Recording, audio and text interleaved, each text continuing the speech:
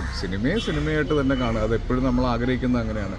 അത് എൻ്റർടൈൻമെൻറ്റിന് വേണ്ടിയിട്ടുള്ളതാണ്. അപ്പം അതിൽ എഴുതി കാണിക്കാറുണ്ട് നമുക്ക് ജീവിച്ചിരിക്കുന്നവരോ മരിച്ചവരോ ആയിട്ട് ഇതിന് ബന്ധമില്ലെന്നും ഇത് സാങ്കല്പികമായിട്ടുള്ള കാര്യങ്ങളാണെന്നും എല്ലാം. അപ്പോൾ അതിനെ അങ്ങനെ തന്നെ കാണണം എന്നാണ് എൻ്റെ ആഗ്രഹം. അത് പല രീതിയിൽ ഫീൽ ചെയ്യുന്ന ആളുകളുണ്ടാവും. അപ്പോൾ അവരുടെ എനിക്ക് അറിയില്ല. പക്ഷേ എൻ്റെ കാഴ്ചപ്പാട് തീർച്ചയായിട്ടും സിനിമയായിട്ട് കാണുക. ആ 3 മണിക്കൂർ അല്ലെങ്കിൽ ആ 2.5 മണിക്കൂർ എൻ്റർടൈൻമെൻറ്റിന് വേണ്ടി മാത്രമായിട്ട് സിനിമയെ കാണുക. ഒരാളെ കുറ്റം പറയാൻ 5-6 പേര് തുനിഞ്ഞിറങ്ങിക്കഴിഞ്ഞാൽ അവരുടെ സപ്പോർട്ട് ചെയ്യുക എന്നുള്ളതാണ് നമ്മൾ സ്ഥിരമായി കാണുന്നത്.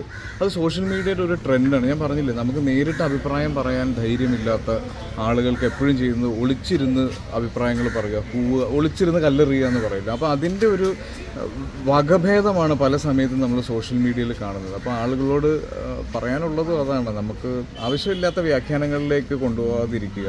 ഞാൻ റിലേറ്റഡ് ആയിട്ടുള്ള ഒരു അനുഭവത്തിൽ നിന്ന് ഞാൻ നേരത്തെ പറഞ്ഞിട്ടുള്ളതാണ്. സോഷ്യൽ മീഡിയ അറ്റാക്ക് എന്ന് പറയുന്നത് അതൊരു പ്രാവശ്യം അനുഭവിച്ച് കഴിഞ്ഞാലേ ആളുകൾക്ക് മനസ്സിലാവുള്ളൂ. നമ്മളെ ടാർഗറ്റ് ചെയ്ത് നമുക്ക് അറിയാവുന്നവരും അറിയാത്തവരുമായ ആളുകൾ കുറ്റം പറയുകയും മോശം പറയുകയും ചെയ്യുമ്പോൾ അവരുടെ ചുറ്റുമുള്ളവരും അവരെ ഇഷ്ടപ്പെടുന്നവരും ഒക്കെ ഉണ്ടാകുന്ന വിഷമം എന്താണെന്ന് അനുഭവിക്കുന്നവർക്ക് മാത്രമേ അറിയുള്ളൂ. അപ്പോൾ ആവശ്യമില്ലാത്ത കാര്യങ്ങളിൽ നമ്മൾ അഭിപ്രായം പറയാതിരിക്കും.